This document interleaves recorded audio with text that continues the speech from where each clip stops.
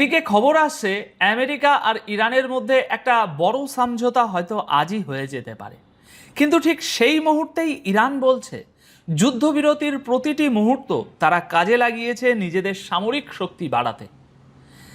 এদিকে লোহিত সাগরে সৌদি আরবের আরও একটি জাহাজে ক্ষেপণাস্ত্র হামলা হয়েছে, আর ঠিক তার পরদিনই অর্থাৎ আজ 6ই আগস্ট পাকিস্তানের প্রধানমন্ত্রী এবং সেনাপ্রধান একসঙ্গে পৌঁছেছেন সৌদি আরবে।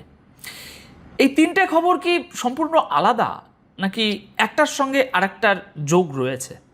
আজকের ভিডিওতে ঠিক এই জায়গাটায় আমরা ধাপে ধাপে বোঝার চেষ্টা করব, বিশ্লেষণ করব। আমি অনুপ বিশ্বাস, আর আপনারা দেখছেন এটাই রিয়ালিটি। দর্শক বন্ধুরা, আজ 6ই আগস্ট 2026। চলুন শুরু করা যাক ইরানকে দিয়ে। আজ 6ই আগস্ট দুপুরের প্রতিবেদন অনুযায়ী দুটো পরস্পর বিরোধী ছবি একসঙ্গে সামনে এসেছে। একদিকে বলা হচ্ছে হরমুজ প্রণালী খুলে দেওয়ার বিষয়ে আমেরিকা আর ইরানের মধ্যে একটা সমঝোতা হতে পারে, চলছে, অনগোয়িং, অর্থাৎ কূটনৈতিক দরজা এখনও পুরোপুরি বন্ধ হয়ে যায়নি। কিন্তু ঠিক সেই সময়েই আজ ইরান বলছে তাদের সামরিক শক্তি এখন আগের চেয়েও বেশি, অর্থাৎ যুদ্ধ যদি আবার শুরু হয় তারা তার জন্য সম্পূর্ণ প্রস্তুত। আল জাজিরার প্রতিবেদন অনুযায়ী ইরানি সেনাবাহিনী আজ বলেছে যুদ্ধবিরতির প্রতিটি মুহূর্ত তারা ব্যবহার করেছে নিজেদের সামরিক ক্ষমতা বাড়ানোর কাজে। কিভাবে, তাই তো? তাহলে শুনুন তাদের বক্তব্য। তাদের বক্তব্য অনুযায়ী এই সময়ের মধ্যে বাহিনীতে নতুন অস্ত্র যুক্ত করা হয়েছে।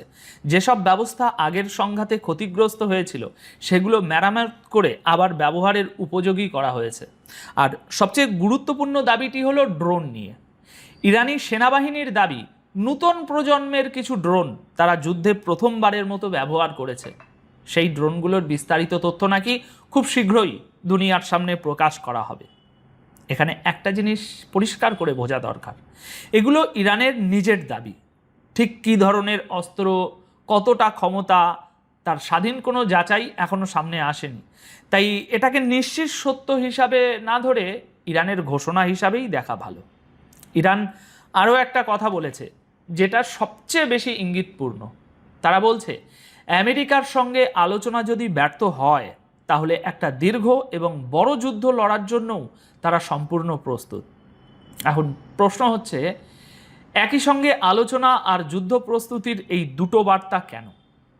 আসলে এটাই কূটনীতির পুরনো কৌশল। আলোচনার টেবিলে বসার আগে নিজের হাতের তাসটা শক্ত করে দেখানো। বার্তাটা মোটামুটি এরকম: আলোচনা হতে পারে, কিন্তু অস্ত্র নামিয়ে রেখে নয়, এবং সমঝোতা হলেও সেটা অন্য পক্ষের শর্তে হবে না।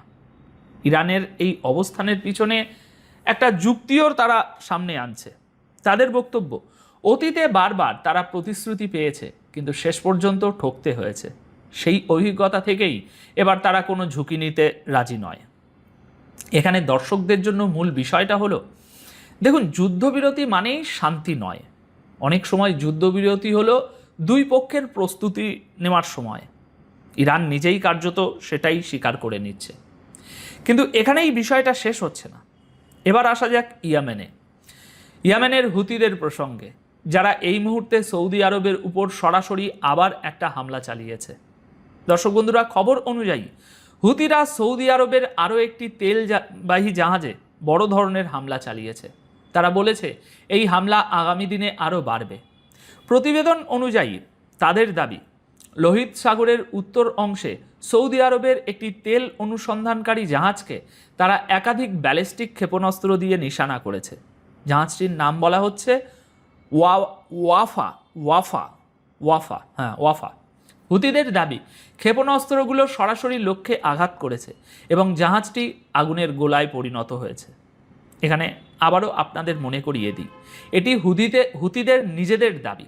ক্ষয়ক্ষতির স্বাধীন কোনো হিসেব এই প্রতিবেদনে নেই। হুতি বাহিনীর মুখপাত্র ইয়াহিয়া সারি গতকাল 5ই আগস্ট একটি ভিডিও বিবৃতি প্রকাশ করেন। সেখানে তিনি বলেন, 22শে জুলাই সৌদি আরবের বিরুদ্ধে সমুদ্র অবরোধ ঘোষণা করার পর থেকে এটি 8ম জাহাজ যেটিকে তারা নিশানা করেছে। আনসারুল্লাহর আরও দাবি, এখনও পর্যন্ত মোট 29টি সৌদি জাহাজকে তারা লোহিত সাগর ও আরব সাগরের পথে এগোতে দেয়নি। অর্থাৎ শুধু হামলা নয়, একটা পুরোদস্তুর সামুদ্রিক অবরোধের কথা তারা বলছে। বাণিজ্যিক জাহাজ চলাচলে বাধা তৈরি করা আর সেই চাপ দিয়েই দর কষাকষি করা। আর তাদের শর্তটা কি?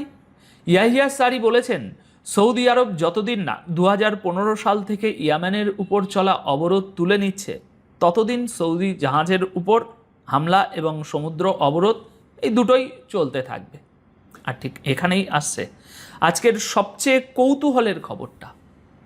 এমন একটা খবর যার মধ্যে কিছু প্রশ্ন এবং কিছু সন্দেহ দুটোই রয়েছে।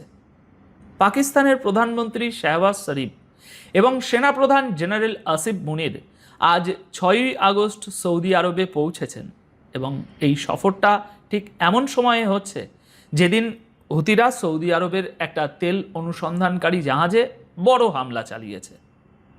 সময়টা কি তাহলে নিছক কাকতালীয়? প্রশ্নটা কিন্তু থেকেই যাচ্ছে। প্রতিবেদন অনুযায়ী দুই নেতা রিয়াদে ক্রাউন প্রিন্স মোহাম্মদ বিন সালমানের সাথে দেখা করবেন। আলোচনায় থাকার কথা হচ্ছে আঞ্চলিক উত্তেজনা কমানো, নিরাপত্তা এবং পাকিস্তান ও সৌদি আরবের সম্পর্ক। শুনতে খুব সাধারণ কূটনৈতিক সফর মনে হচ্ছে, তাই না? হতে পারে, কিন্তু ব্যাপারটা বোধহয় ততটা সহজ নয়। এই সফরের সবচেয়ে গুরুত্বপূর্ণ দিকটা কোথায়? পাকিস্তানের রাজনৈতিক নেতৃত্বের সবচেয়ে বড় মুখ অর্থাৎ প্রধানমন্ত্রী শাহবাজ শরীফ আর সামরিক নেতৃত্বের সবচেয়ে বড় মুখ অর্থাৎ জেনারেল আসিফ মুনির দুজনেই একসঙ্গে একই সময় সৌদি আরব যাচ্ছেন। সাধারণ কূটনৈতিক আলোচনার জন্য এভাবে দুই নেতৃত্ব একসঙ্গে যায় না। তাই স্বাভাবিকভাবেই প্রশ্ন উঠছে, রিয়াদে কি শুধুই সাধারণ আলোচনা হবে, নাকি সৌদি আরবের নিরাপত্তা নিয়ে বড় কোনো সিদ্ধান্তও নেওয়া হবে? এই প্রশ্নটা আরও জোরালো হয়ে ওঠে একটা কারণে। পাকিস্তান আর সৌদি আরবের মধ্যে আপনারা সকলেই জানেন আগে থেকেই একটা প্রতিরক্ষা চুক্তি রয়েছে, আর এই মুহূর্তে হুতিদের হামলা ক্রমাগত বাড়ছে। তাহলে কি সেই চুক্তির প্রথম বাস্তব প্রয়োগের সময় এসে গেছে? এখানে আরেকটা তথ্য মনে রাখা দরকার। কিছু প্রতিবেদন অনুযায়ী পাকিস্তানের বহু সেনা সৌদি আরবে ইতিমধ্যে মোতায়েন রয়েছে। শুধু তাই নয়, পাকিস্তানের কিছু যুদ্ধ বিমান যেগুলো পাকিস্তানি পাইলটরাই চালান, সেগুলোও নাকি সেখানে মোতায়েন আছে বলে জানানো হচ্ছে। অর্থাৎ কাগজে কলমে চুক্তি তো আছেই, মাটিতে উপস্থিতিও আছে বলে মনে হচ্ছে।